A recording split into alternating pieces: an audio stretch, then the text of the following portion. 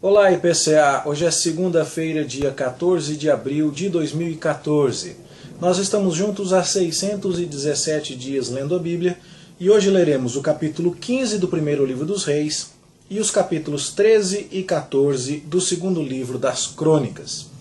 Nós estamos lendo agora a história dos descendentes dos reis que descendem dos dois primeiros reis logo após a divisão do reino. Você deve se lembrar aí, Davi e Salomão, e com Salomão a partir de então temos dois reinos. Reino do norte, primeiro rei Jeroboão. Reino do sul, primeiro rei Roboão. Israel ao norte e Judá ao sul são os dois reinos cujas histórias a gente começa a ler. A gente lê a história desses dois reinos no livro dos reis. E lê a história apenas do reino do sul no livro das crônicas. E isso, vale lembrar, por uma questão de perspectiva. O livro dos reis é escrito para contar por que cada uma das duas nações foi parar no exílio.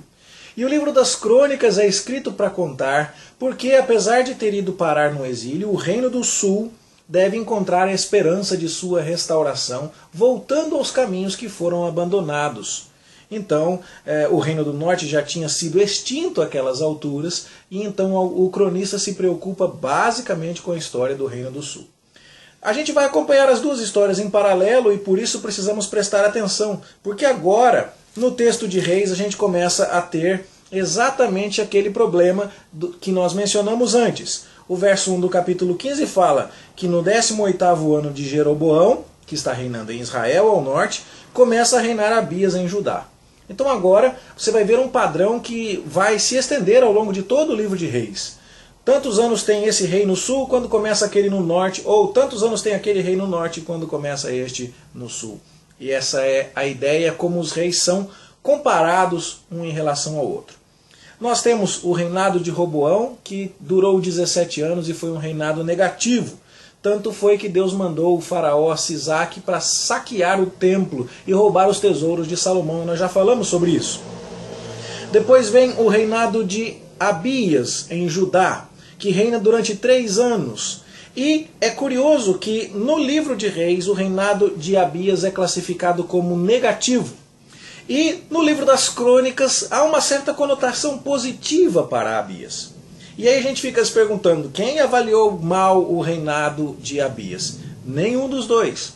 A questão é que, quando você olha a fidelidade geral de Abias, o tom geral do seu reinado é negativo, como foi descrito no livro de Reis.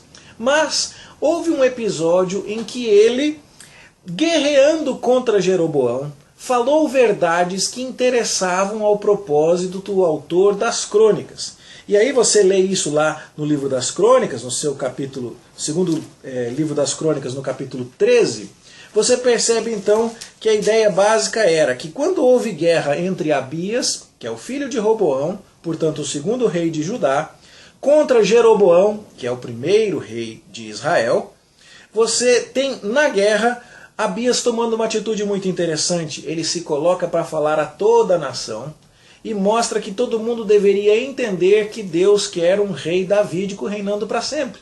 E que, portanto, Jeroboão, que não era da descendência davídica e que tinha se afastado dos caminhos do Senhor, não devia empreender aquela guerra contra Abias, este sim da descendência de Davi. É destacado no verso 3 do capítulo 13 de 2 Crônicas que Jeroboão tinha 800 mil homens quando Abias só tinha 400 mil. E no entanto, apesar disso, de ter metade do contingente do seu inimigo, Abias sai vitorioso porque confia no Senhor.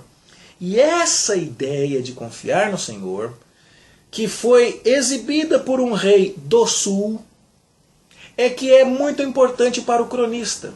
E é por isso que ele se preocupa menos em dizer que este homem, no geral, fez um mau reinado. E ele se preocupa mais em contar que nesta ocasião ele acertou, e que quando ele acertou, ele foi vitorioso.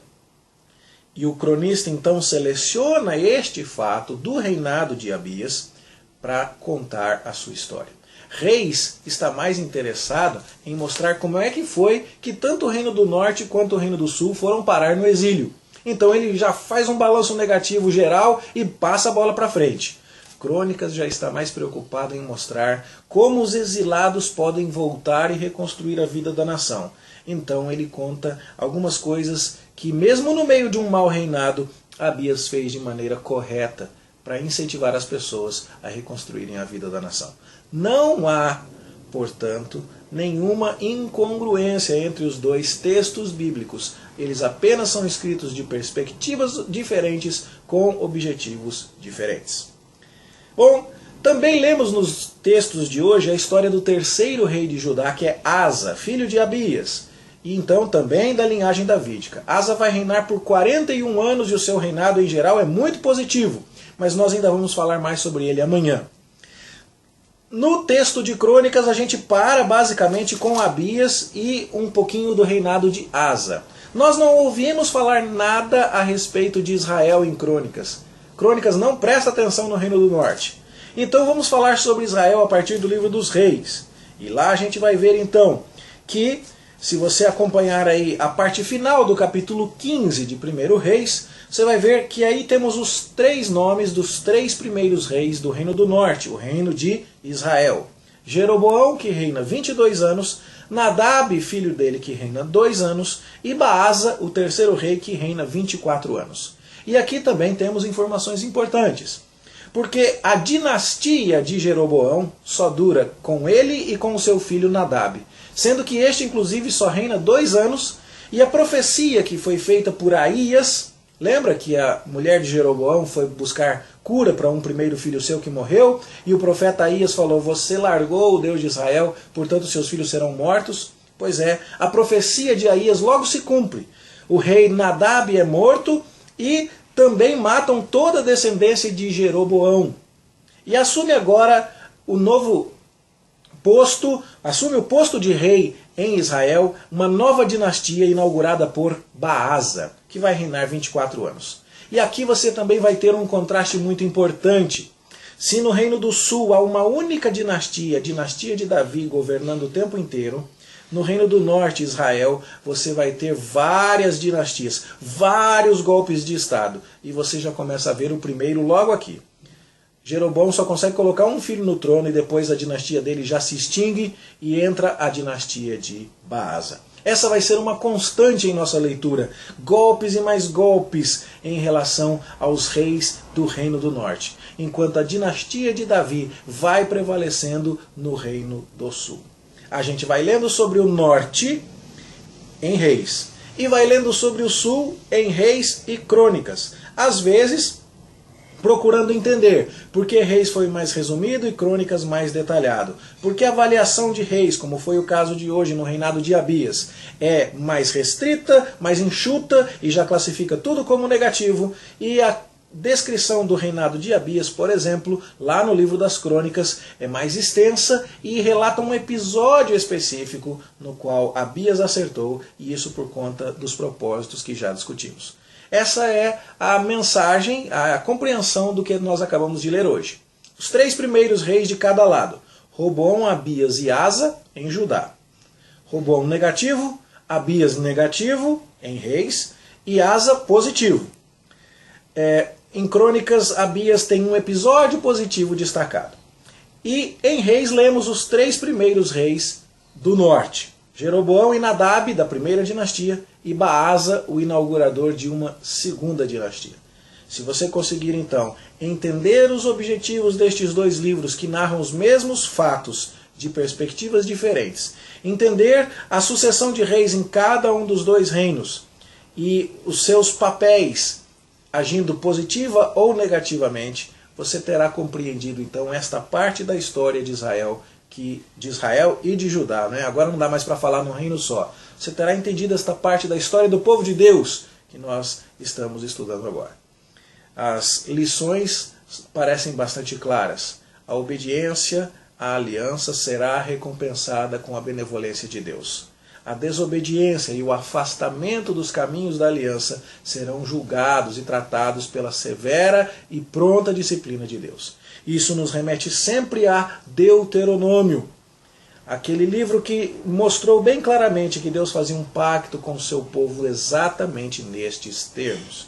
E aí, então nós vamos olhando o progresso da história e vendo como, a seu modo e a seu tempo, cada uma dessas 2 nações se desviou dos caminhos de Deus e acabou recebendo a sua disciplina. Isso deve estar sempre diante dos nossos olhos, para que a gente não se aventure a desafiar Deus com nossa conduta de pecado. Deve estar sempre diante dos nossos olhos a preocupação de como temos vivido a nossa vida, de tal forma que esse balanço que é feito em relação aos reis, nós mesmos façamos também em relação à nossa própria vida. Temos vivido bem ou mal diante do Senhor? Que isso nos leve a refletir e que esse estudo aumente a nossa compreensão desta importante porção da Escritura Sagrada. Bom estudo para você, boa leitura, até amanhã então, se Deus quiser.